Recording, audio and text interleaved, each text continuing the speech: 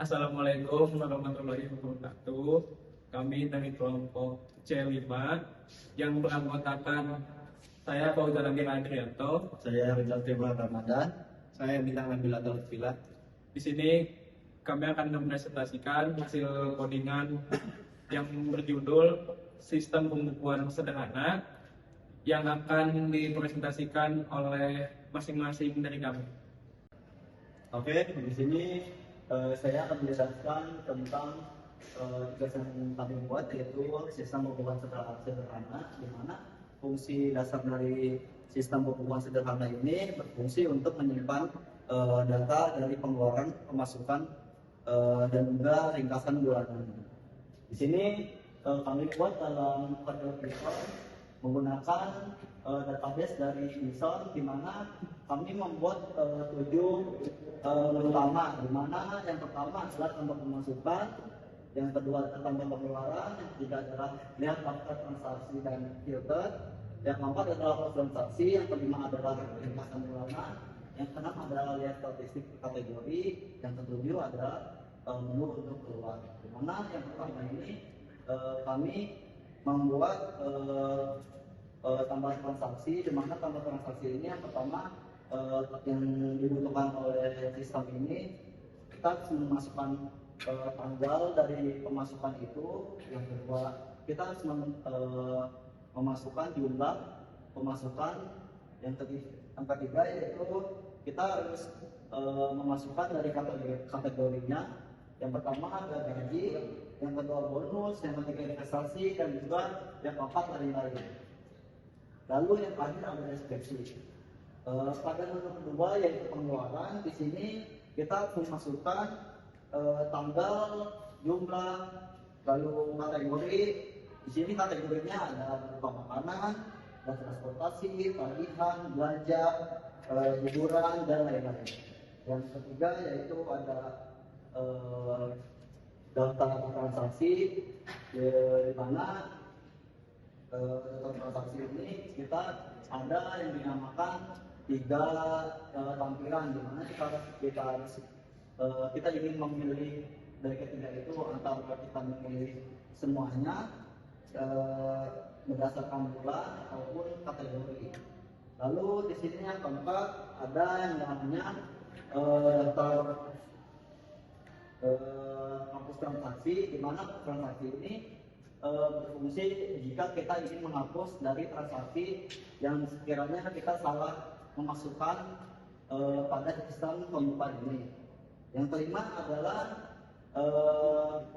ringkasan bulanan, di mana ringkasan bulanan ini jika kita ingin melihat ringkasan bulanan yang kita keluarkan atau yang sudah kita masukkan, kita bisa melihat di sini ada pemasukan, pengeluaran, dan saldo bersih nanti yang sudah outputnya dari nomor ke-5 ini.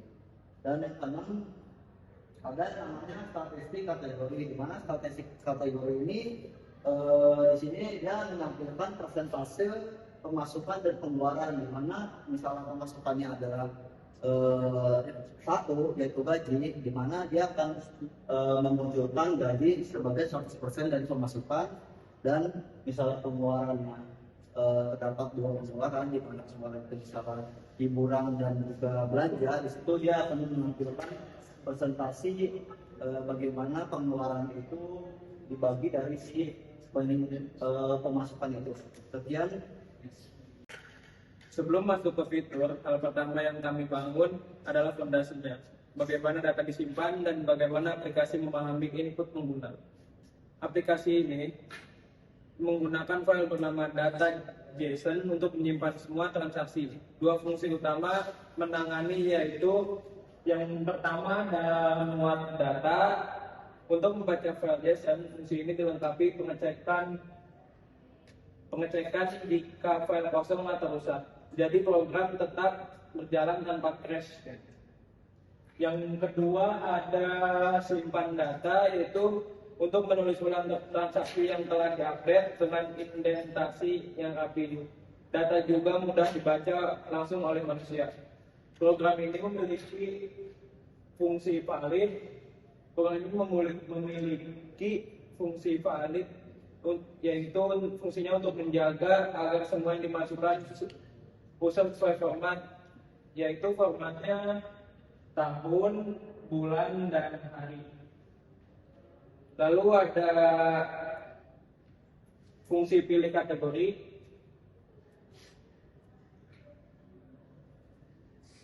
Fungsi pilih kategori yaitu yang memandu pengguna memilih kategori pemasukan atau pengeluaran kategori default telah disediakan agar semua data konsisten dan tidak liar. Oke, selanjutnya di sini ada fitur menambah transaksi. Ini adalah fitur inti dari aplikasi di sini. Pengguna akan diminta untuk memasukkan beberapa data penting, yaitu seperti tanggal transaksi, jumlah, kategori, dan deskripsi. Setelah itu, aplikasi otomatis akan membuat ID unik memakai timestamp dalam satuan mikrodetik. Tujuan ID ini ada dua. Yang pertama jadi identitas transaksi, yang kedua mencegah adanya duplikasi data. Begitu ID terbentuk, transaksi langsung disimpan ke file JSON. Selanjutnya ada fitur hapus transaksi. Di sini keunggulan fitur ini pengguna tidak perlu menghafal ID panjang-panjang, cukup memasukkan sebagian ID saja, misalnya 3-5 digit. Nanti aplikasi akan mencari semua data yang cocok, memberi peringatan kalau ada beberapa ID yang mirip, dan meminta konfirmasi sebelum transaksi benar-benar dihapus. Selanjutnya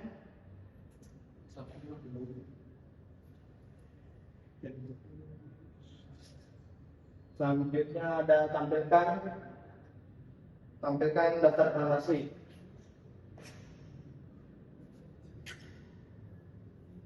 Selanjutnya ada menampilkan daftar transaksi. Fitur ini punya sistem filter yang simple tapi efektif, sehingga pengguna bisa menampilkan semua transaksi, menampilkan transaksi berdasarkan bulan, dan menampilkan transaksi berdasarkan kategori. Semua transaksi akan ditampilkan dalam format tabel yang rapi dan berisi seperti ID, tanggal, jenis, kategori jumlah, dan deskripsi.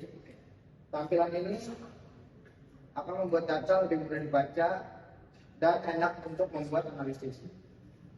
Oke, di sini selanjutnya kita akan merunning kode dari sistem komponen sederhana. Di sini saldo, total pemasukan, total pengeluaran, dan saldo bersih di sini 0. Jadi yang pertama kita akan memasukkan tambah pemasukan. Di sini kita diharuskan memasukkan tanggal, di mana tahun, bulan, dan hari. Kita masukkan tahun 2025, lalu bulannya bulan 01, lalu tanggal 01. Di sini kita disuruh memasukkan jumlah pemasukannya. Misalnya kita masukkan 5 juta. Di sini dia menanyakan kategori pemasukan. Di sini ada gaji, bonus, investasi, dan lain-lain. Kita harus memilih dari keempat kategori tersebut. Di sini kan kita masukkan gaji, masukkan angka 1, lalu masukkan deskripsi. Oke, di sini saldo akan terupdate menjadi 5 juta. Misal kita tambah lagi pemasukan.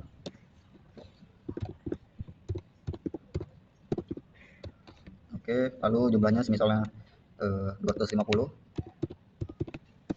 Di sini saya akan masukkan dari bonus.